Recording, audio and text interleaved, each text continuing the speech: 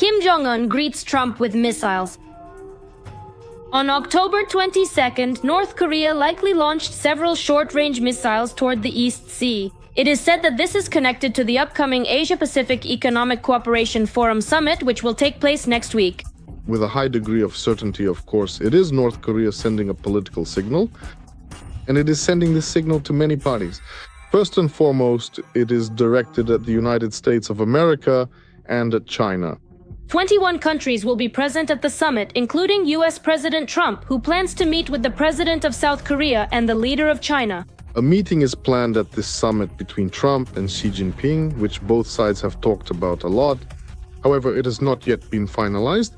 So far, it is not being discussed as something that will definitely take place. But such an option, such variations do exist.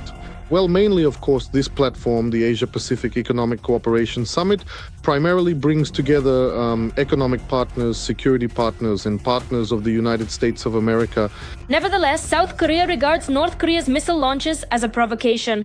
After all, Pyongyang had previously warned that it would respond harshly to the expansion of military cooperation between the US, Japan, and South Korea. As I see it in this case, North Korea once again did not threaten with a launch. Once again, it was most likely trying to send a political signal that would somehow destabilize regional security and perhaps push the United States, President Trump in particular, to reconsider any serious thoughts that North Korea is ready to shut down its nuclear program. Despite the fact that North Korea is not officially recognized as a nuclear power, Kim Jong Un's regime continues to actively develop its nuclear program and regularly showcases new missiles. For example, on October 11th, during a military parade. According to experts, the estimated range of the missile is 15,000 kilometers. It can reach any city in the United States, from Washington to Los Angeles. This is not the first time North Korea has demonstratively launched missiles. And the main goal of such provocations is precisely to achieve recognition as a nuclear state and to force the UN to lift the economic sanctions imposed because of the creation of these very weapons. North Korea wants to establish a nuclear triad. Yes, in fact, even China does not have a nuclear triad.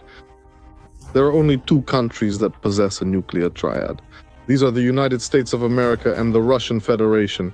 So, as we can see, North Korea's military ambitions are insatiable because the issue is not at all about North Korea being ready to give up its nuclear weapons. Moreover, it is not just maintaining but actually increasing both the quality and quantity, and is generally moving toward creating a triad with the help of the Russian Federation.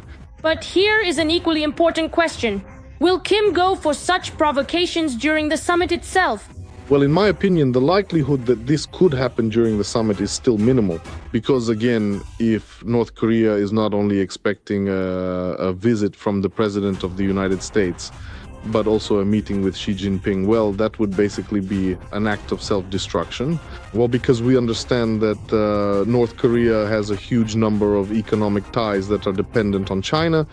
And as for the United States, they simply have a direct military presence there. And while world leaders are searching for ways to engage in dialogue, North Korea, just like the Kremlin, is following the same playbook: pressure, shows of force, and provocations. North Korea is close to developing ballistic missiles capable of striking the United States. According to the South Korean leader, Pyongyang continues to develop intercontinental ballistic missiles that can carry nuclear warheads and reach American cities. It seems they haven't succeeded yet, but they are in the final stages. All that's left is the so-called re-entry technology. This will likely be resolved in the near future as well. On the one hand, they talk about the possibility, let me quote, Liuba, excuse me. On the one hand, Reuters, citing the president of South Korea, reports that they are entering the final stage of development, that is only development. Whereas a year ago, South Korean intelligence reported accordingly on the record-breaking technical specifications during the Hwasong-18 tests.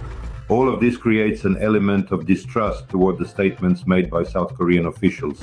Last year, North Korea launched the Hwasong-19 solid-fuel intercontinental ballistic missile, which military analysts noted bore many similarities to Russian counterparts.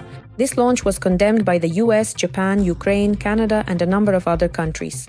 North Korea's missile program, in fact, originates from the Russian missile program.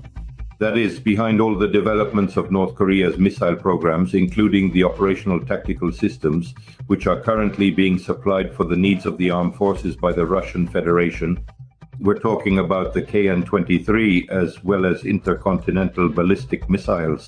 These are developments by Russian engineers, which accordingly have already been directly implemented in North Korea's military-industrial complex. Last week, it became known that Russia transferred reactor technologies for nuclear submarines to North Korea. This move was an exchange. Pyongyang supports Moscow on the battlefield in Ukraine by sending troops and ammunition, and in return receives reactors decommissioned from Russian submarines.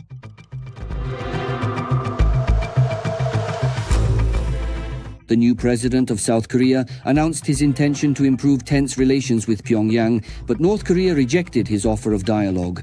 Lee Jae-myung believes that Donald Trump may be the only person capable of being a negotiating partner for North Korea. Seoul is a significant and strategic partner of the United States outside the NATO bloc, and accordingly, such rhetoric is often utilized by South Korea in order to increase funding and support for its defense industry, as well as to further enhance its ability to prevent possible armed provocations from North Korea. In August, the US president personally announced his desire to meet with Kim Jong Un. A visit is not out of the question, and the meeting itself is also not ruled out. But on the other hand, it should be clearly understood that North Korea is not an independent actor in decision-making. In fact, both the People's Republic of China and the Russian Federation are using North Korea to escalate tensions in the Pacific region, which the United States considers key to its foreign policy doctrine. Earlier, the North Korean dictator stated that he saw no reason to avoid negotiations with the United States, but only if Washington stopped insisting on the complete abandonment of nuclear weapons by his country.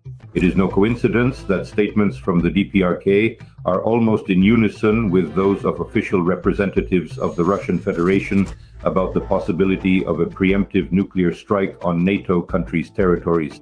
Therefore, the rhetoric of the DPRK is an element of military political pressure from the Russian Federation's ally, primarily on South Korea and Japan, and accordingly the potential for its use against the United States as well. North Korea is actively developing its nuclear program and missile technologies, demonstrating military might in response to international sanctions and political pressure. Every voice matters. Join our community, support independent journalism, and help us bring you the truth from Ukraine. Become a member of Ukraine Today. Join us now. The alliance between Pyongyang and Moscow continues to grow stronger. The North Korean dictator will fight on Putin's side for as long as it takes. Kim Jong Un confirmed that the DPRK is ready to unconditionally support and encourage all measures taken by the Russian leadership to overcome the root cause of the Ukrainian crisis, in accordance with the spirit of the intergovernmental treaty between the DPRK and Russia. During a meeting with Russian Minister Lavrov in the North Korean coastal city of Wonsan, Kim Jong Un assured Putin's envoy that North Korea would continue and possibly even increase its contribution to the war against Ukraine.